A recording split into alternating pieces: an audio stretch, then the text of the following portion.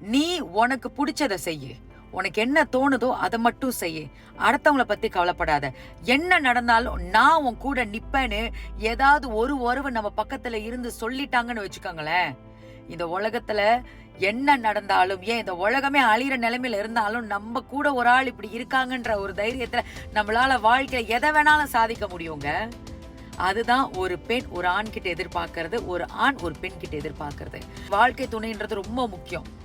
உங்க லைஃப் பார்ட்னருக்கு ஒரு பக்கபலமா இருங்க. அவங்க வாழ்க்கையில கண்டிப்பா ஜெயிச்சு முன்னுக்கு வருவாங்க.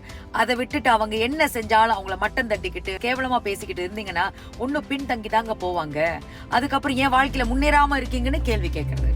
அதனால முடிஞ்ச அளவுக்கு உங்க வாழ்க்கையில யாராவது ஒரு நபர் உங்க கூட இருக்காங்கன்னா அவங்களுக்கு பக்கபலமா இருங்க.